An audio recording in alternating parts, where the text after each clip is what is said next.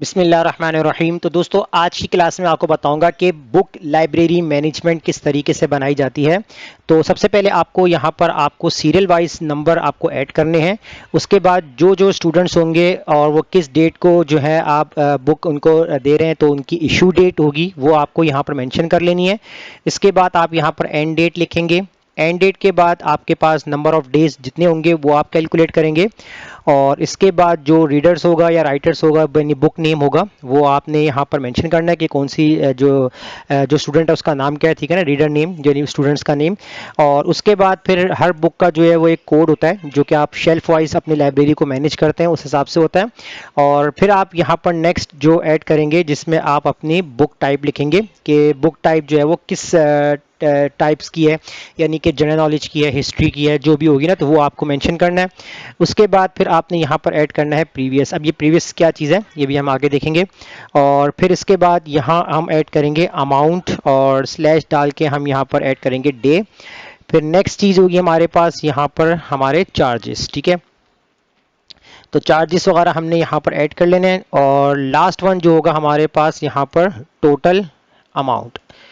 तो यहाँ पर हम हेडिंग्स को सेट कर लेते हैं यहाँ पर। और यहाँ पर हम क्या करते हैं, हेडिंग्स को यहाँ से कंट्रोल एक्स कट करके हम यहाँ पर थोड़ा सा नीचे इस तरह से पेस्ट कर देते हैं। अब एरिया जितने स्टूडेंट्स होंगे उतना आपको यहाँ पर वर्किंग करनी है। तो मैं यहाँ पर कुछ ही रिकॉर्ड्स यहाँ पर मैनेज कर लेता हूँ और इनको हम यहाँ पर हाईलाइट कर देते हैं डिफरेंट फॉर्मेट के साथ। अब देखिए यहाँ पर आपको क्या मैनेज करना है। सबसे पहले आप यहाँ पर सीरियल वाइज जो है वो आपको यहाँ पर नंबरिंग ऐड करनी है। नंबरिंग ऐड करने के बाद जो है यहाँ पर आपको लिखना है आपके जो इशू डेट है, ठीक है। जैसे मान लीजिए कि मैंने यहाँ पर 5 जन 2025 लिख दिया। उसके बाद यहाँ पर हमने जो मेंशन कर दिया कि जो रिटर्न बुक यानी किस डेट को वापस आ रही है, तो हमने यहाँ पर लिखा 12 जन और 2025। तो अब यहाँ पर आपको जो है वो डेज कैलकुलेट करने हैं। तो आप इक्वल लगाएंगे, जो आपकी एंड डेट होगी इसमें आप माइनस करेंगे आप अपने इशू डेट से, एंटर कर देंगे तो डेज आपके पास कैलकुलेट हो जाएंगे। कितने यहाँ पर 7 डेज आपको बता रहा है, ठीक है। और डेट अगर आप यहाँ पर चेंज करना चाहें तो आप सब चेंज कर सकते हैं, कम भी रख सकते हैं, ज़्यादा भी रख सकते हैं, तो बट ये डिपेंड करता है कि स्टूडेंट कंडीशंस के ऊपर। अब उसके बाद जो नेम होगा वो आपको यहाँ पर नेम लिखना है कि जो भी स्टूडेंट का नेम होगा वो। अब बुक टाइप की बात करते हैं, ठीक है ना। अब जैसे ये बुक कोड की बात करते हैं। तो बुक कोड क्या चीज़ है, ठीक है। जैसे वैसे आपके लाइब्रेरीज में कोड्स होते हैं बुक्स के, तो मैं यहाँ पर क्या काम कर लेता हूँ, जो कोड है ना वो हम यहाँ पर इस तरीके से जो है वो डिस्क्राइब कर लेते हैं। तो इसके लिए हम क्या करते हैं यहाँ पर, जैसे कि ए बुक है और इसके अलावा हम लिखते हैं बी, इसके अलावा लिखते हैं सी, ठीक है। और इसके अलावा जो भी कोड होंगे, जितने कोड्स होंगे वो आपको यहाँ मेंशन कर लेने हैं। तो फिलहाल अभी हम जो है यहाँ पर कुछ इस तरीके से इनको मैनेज कर लेते हैं। नेक्स्ट यहाँ पर अब जैसे बुक ए है वो आपकी जो है वो शेल्फ में आती है जिसमें आपके पास तमाम हिस्ट्री की जो बुक्स होंगी वो यहाँ पर होंगी। और नेक्स्ट जो यहाँ पर आपके पास है वो आप यहाँ पर लिख दें ज्योमेट्री। और इसके बाद फिर यहाँ पर हम ऐड करते हैं जैसे कि कोई टेक्निकल से रिलेटेड जो है बुक्स होंगी उनके शेल्फ होंगे। तो अभी हमने 3 कैटेगरीज बनाई, वैसे तो बहुत ज़्यादा होती हैं कैटेगरीज, तो उस हिसाब से कोड्स और उनके यहाँ पर शेल्फ होते हैं, तभी हम 3 कैटेगरीज की बात कर रहे हैं। अब यहाँ पर आपके पास है बुक कोड, ठीक है। अच्छा, बुक कोड्स आपको कैसे लेकर आना है, तो बुक कोड्स के लिए आपको यहाँ पर क्या काम करना है, जैसे कि आपने यहाँ चले हम टाइप करते हैं जैसे कि ए कैटेगरी की बुक है, ठीक है। और टाइप के अंदर आपको यहाँ पर देखना है कि अगर आप कोड जैसे ही हम यहाँ लिखते हैं तो उसकी क्या टाइप बनती है, तो जैसे हिस्ट्री है ना, तो इसके लिए हम यहाँ पर क्या करते हैं, इक्वल लगाते हैं और इफ़ का फॉर्मूला जो है वो राइट डाउन करेंगे। सबसे पहले हम सेलेक्ट करेंगे अपना बुक कोड वाला सेल। अगर ये सेल हमारा बराबर होता है ब्लैंक के कॉमा, तो आपके पास ब्लैंक आ जाए कॉमा। तो उसके बाद फिर आप यहाँ पर जो है वो दोबारा से इफ़ का फॉर्मूला राइट डाउन करते हैं। अब लॉजिकल टेस्ट के अंदर आपने क्या करना है, यहाँ पर इस सेल को सिलेक्ट करना है। अगर ये सेल आपका बराबर होता है, किस इसके बराबर होता है, तो अब आपको जो है यहाँ पर राइट डाउन कर लेना है जो कि आपने यहाँ पर जो नेक्स्ट टेबल बनाया था यानी इस वाले सेल के, ठीक है।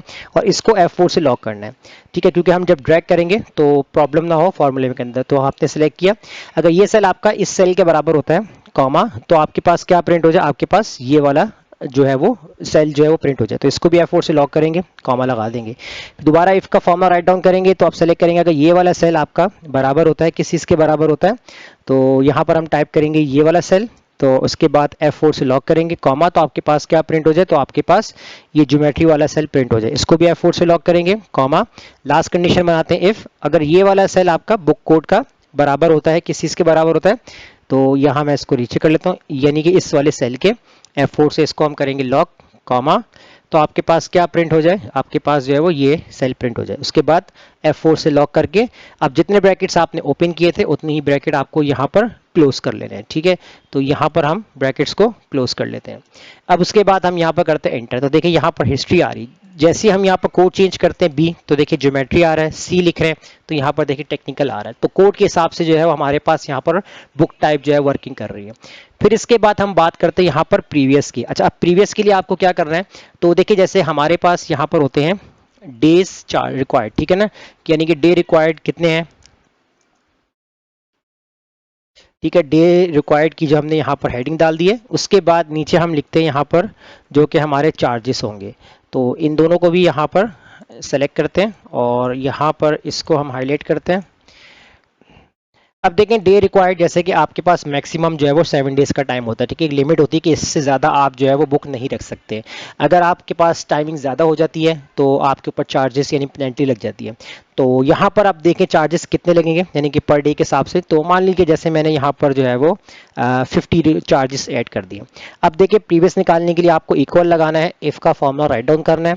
लॉजिकल टेस्ट के अंदर आप सेलेक्ट करेंगे अपने डेज वाले सेल को, अगर ये वाला सेल आपका ग्रेटर होता है, किससे ग्रेटर होता है, ये वाला सेल आपका जो कि आपके जो डेज रिक्वायर्ड है इससे, यानी इसको सेलेक्ट करेंगे और F4 से इसको भी लॉक करेंगे, कॉमा, तो आपके पास क्या प्रिंट हो जाए, तो आपके पास प्रिंट हो जाए ये, ठीक है, और कॉमा लगा देंगे, वरना आपके पास क्या आ जाए, ब्लैंक आ जाए, बस ब्रैकेट क्लोज करके आपने एंटर कर देना। तो देखिए यहाँ पर आपके डेज ऑलरेडी कम थे, तो देखिए यहाँ पर कोई भी आपके चार्ज नहीं लगे। अगर मान लीजिए कि यहाँ पर मैं मैनुअली टाइप कर देता हूँ, जैसे मैंने 8 लिख दिया, तो देखिए ऑटोमेटिकली क्या हुआ, आपके पास चार्जेस ऐड हो चुके हैं 50, यानी कि आप अपने डे से ऊपर जा रहे हैं। तो अभी फिलहाल हम वापस इसको बैकवर्ड कर देते हैं। अब इसके बाद यहाँ पर बात करते हैं अमाउंट पर डे, ठीक है, जब वैसे पर डे का अमाउंट जो होता है वो हम यहाँ पर लगा 30 का, यानी कि पर डे आपके 30 बनेंगे। अब उसके बाद चार्जेस कितने बन रहे हैं उसके लिए आपको इक्वल लगाना है। इक्वल लगाने के बाद आपको यहाँ पर सिलेक्ट करना है जितने आपके डेज हैं, इसको आप मल्टीप्लाई कर देंगे ना, यानी जो आपके पर डे के चार्जेस होंगे उसके हिसाब से एंटर कर देंगे, तो देखिए 150 जो है वो आपके चार्जेस काउंट हो गए। फिर इसके बाद आपके पास है लास्ट चीज़ जो कि आपके पास टोटल अमाउंट है, तो इसके लिए आप इक्वल कंडीशन फार्मूला लगाएंगे, इफ़ का फार्मूला राइट डाउन करेंगे। अब देखिए यहाँ पर आपको कंडीशन कुछ इस तरीके से बनानी है कि आपके कोई प्रीवियस चार्जेस, यानी प्रीवियस का मतलब है कि जो कि आपके अबव चार्जेस हैं, तो वो भी हम ऐड करेंगे। अगर ये वाला सेल हम बराबर करवाते हैं ब्लैंक के, कॉमा, तो आपके पास ब्लैंक आ जाए, कॉमा, वरना आपके पास क्या आ जाए, वरना आपके पास यही सेल आपका प्लस हो जाए, ठीक है ना, ये सेल आपका प्लस हो जाए किसमें, जितने आपके चार्जेस बन रहे हैं, यानी कि आपके कोई प्रीवियस या कोई भी आप पे फाइन लग रहा है तो वो चार्जेस आपके टोटल के अंदर ऐड होके यहाँ पर आपका टोटल अमाउंट कैलकुलेट हो जाएगा। उसके बाद ब्रैकेट क्लोज करके एंटर कर देंगे। अच्छा, एंटर कर देंगे यहाँ पर, ठीक है, तो यहाँ पर अभी आपके पास आंसर अभी टोटल 0 दिखा रहा है। अब चले हम सेकंड एंट्री करते हैं, तो सेकंड एंट्री कर लेते हैं। अब यहाँ पर मैंने जो है वो टाइप कर दिया 6 जैन 2025 और यहाँ पर मैंने ऐड कर दिया 16 जैन और 2025। अब इस फॉर्मूले को हम करते हैं ड्रैग और यहाँ पर हम टाइप करते हैं बुक, यानी कि आपके जो बी कोड वाला है इसको टाइप करेंगे यहाँ पर, और इस फॉर्मूले को आपने ड्रैग करना है, ठीक है, जैसे ये फॉर्मूला आपका लगा हुआ था ड्रैग कर दिया और यहाँ पर भी आपके जो है फॉर्मूले लगे हुए हैं, इनको भी हम ड्रैग करते हैं नीचे। तो ये देखिए यहाँ पर आपके पास आ चुका है। अच्छा, ये हमने इस तरीके से कर दिया, तो आपके पास आ चुका है ये वाला सेल, F4 से इसको भी लॉक करें। तो ये चीज़ें थोड़ी सी आपको जहन में रखनी होंगी। तो यहाँ पर इस तरह अब देखिए जैसे हमने ड्रैग किया तो अब देखिए ये वैल्यू आपका जो है बिल्कुल आपकी वर्किंग कर रहा है, यानी कि आपके 7 डेज से अबव चले गए तो 50 भी जो है वो आपके पास टोटल अमाउंट में ऐड हो गए, यानी कि ये चीज़ आपके पास एक्स्ट्राऑर्डिनरी जो आपके चार्ज जो फाइन थे वो आपके भी एड्स में ऐड हो रहे हैं। अब इस तरह आपके पास जितने भी रिकॉर्ड्स हों स्टूडेंट्स के, जितने भी आप यहाँ पर बनाना चाहते हैं, तो वो आप इस तरीके से एक मैनेजमेंट लाइब्रेरी मैनेजमेंट तैयार कर सकते हैं, जैसे मैंने आपको आज की क्लास में बताया।